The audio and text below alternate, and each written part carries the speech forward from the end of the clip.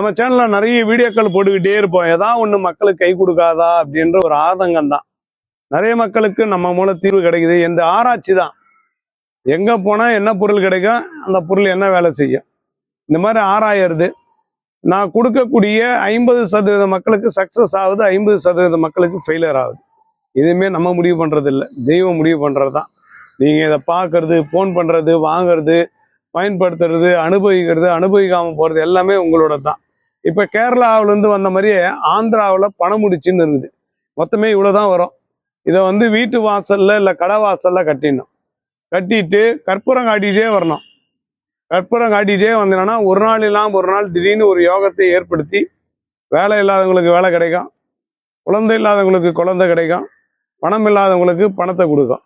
இது மெயினாக பணம் தான். இதுக்கு பேரே பணம் முடிச்சு. ஆந்திராவில் நிறைய கடைகளில் இதை கட்டி வச்சுருப்பாங்க. இது அங்கே ஆந்திராவில் கிடைக்கக்கூடியது நான் வாங்கிட்டு மக்களுக்கு கொடுக்குறேன். இதையும் ஒரு வகையாக முயற்சி பண்ணி பார்க்கலாம். இது பேர் ஆந்திரா முடிச்சு அப்படின்னே பேர். பணம் முடிச்சு. இதுக்குள்ள பணம் இருக்குன்னு நினைக்காதீங்க. பணத்தை கொண்டு வரக்கூடிய ஒரு சில பொருட்கள் வச்சுருப்பாங்க, ஓப்பன் பண்ணக்கூடாது எக்காரணத்தை கொண்டு.